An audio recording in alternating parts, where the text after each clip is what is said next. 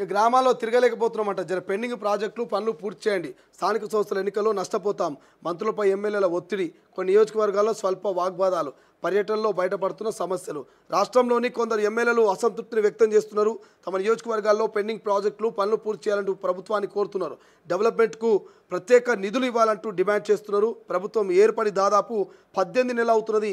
ఇప్పటికీ ఎన్నికల్లో ఇచ్చిన హామీలు నెరవేర్చకపోతే నష్టం జరిగే అవకాశం ఉందంటూ కొంతమంది ఎమ్మెల్యేలు బాధపడుతున్నారట. కొంతమంది ఎమ్మెల్యేలు బాధపడుతూ మంత్రుల మీద ఒత్తిడి తీసుకొస్తున్నారట. ఏమయ్యా మంత్రి గారు, మా జిల్లాకు మా నియోజకవర్గానికి మరి ఏమైనా చేతమా వద్దా?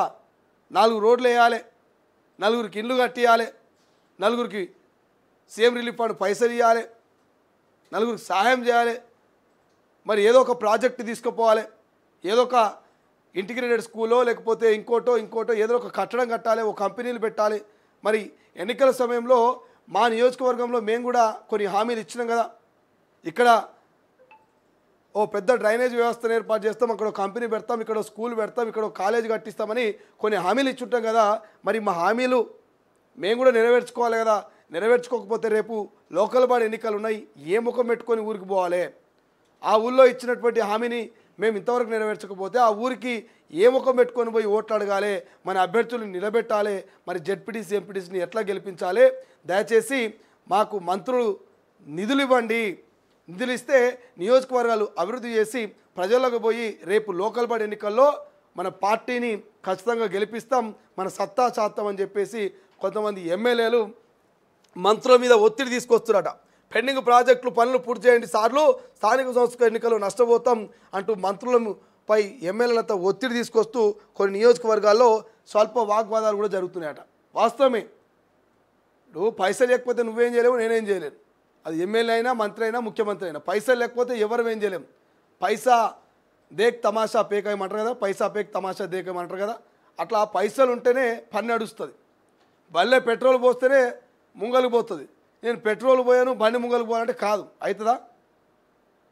బండి దేవుడు వచ్చి కూర్చున్నా కూడా బండిలో పెట్రోల్ పోస్తేనే నడుస్తుంది. ఎందుకంటే అది ఒక ఎలక్ట్రికల్ వెహికల్, ఒక టెక్నాలజీతో తయారు చేసినటువంటి పరిస్థితి. ఇలా ఒక ఎలక్ట్రికల్ వెహికల్ తీసుకొస్తాం, దాన్ని ఛార్జింగ్ పెడితేనే ఆ బండి ముంగలికి పోతుంది. ఛార్జింగ్ పెట్టకపోతే పోదు. అది ముఖ్యమంత్రి వచ్చినా, సీఎం వచ్చినా, పిఎం వచ్చినా ఆ బండి తీరే అంత.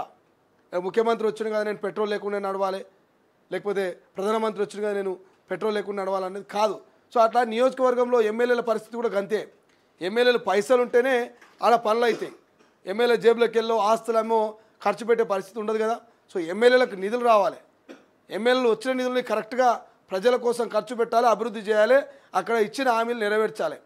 అప్పుడు కానీ ఆ గ్రామాలు, ఆ మండలాలు, ఆ నియోజకవర్గం అభివృద్ధి చెందదు. అప్పుడు మీరు ఓట్లకు పోతే విలువ ఉంటుంది, అర్థం ఉంటుంది, పర్థం ఉంటుంది, మీకు ఓట్లు వేస్తారు. ఇక ఇచ్చిన హామీలు నెరవేరకుండా మేము ఊర్లకు పోతాం, మళ్ళీ ఓటు వేయండి అని చెప్పి అడుగుతామంటే అది కష్టమే. సో రిజల్ట్ వేరే అవుతుంది. అట్లా ఎమ్మెల్యేలు కూడా పాపం ఆవేదన వ్యక్తం చేస్తున్నారట, మంత్రులు రిక్వెస్ట్ చేస్తున్నారట. ఇప్పటికే మా నియోజకవర్గాల్లో మేము ముఖం చూపించుకోలేకపోతున్నాం, గ్రామాల్లో తిరగలేకపోతున్నాం, మండలానికి పోలేకపోతున్నాం, దయచేసి పైసలు ఇరి సార్, పెండింగ్లో ఉన్న ప్రాజెక్టులన్నీ కూడా కంప్లీట్ చేస్తారని అడుగుతున్నారట కొంతమంది. సో మరి ఇది ఏడు దాకా వస్తుందో చూడాలి, ఏమవుతుందో చూడాలి.